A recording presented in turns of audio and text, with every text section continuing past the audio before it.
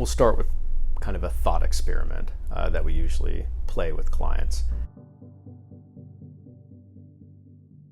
Let's say you have a fictitious 10-day budget of surveillance, we'll call it. How would you allocate that across 5 subjects? Almost always the answer is 2 days of surveillance per subject.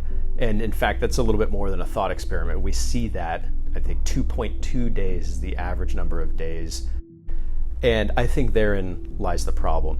We are advocating for reducing the total number of subjects investigated by, again, going back to those referral criteria and being a little bit more discriminating about the individuals that you select for surveillance or other investigations.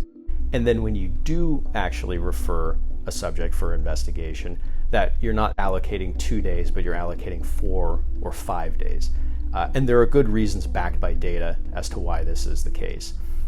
A 5-day case is where you will max out on the number of minutes of surveillance footage obtained per day. So it builds from day 1 to day 2, all the way to day 5. A lot of times day 1 of an investigation, the investigator is getting the lay of the land. Which vehicles are driven by the subject? What is their pattern of life?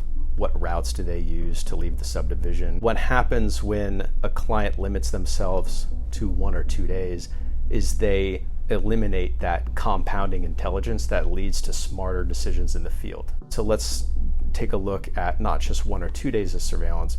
Clients who have account instructions that read something like, if there's no activity by noon, please break off.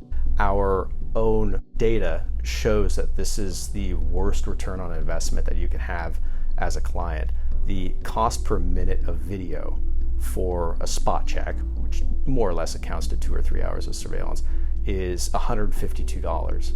For a half day, that goes down to $82.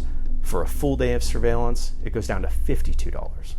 You are decreasing the probability that you're actually going to get usable intelligence while increasing the risk on the case. You are doubling the number of times that a surveillance investigator is driving in and out of a subdivision. You're increasing the chance that they could be compromised by the subject themselves or more likely a third party. When we talk to clients about it, it becomes completely apparent. Usually they're instructing their teams no more half days, unless there's a real reason for it. Net, this is not an increase in an investigative budget.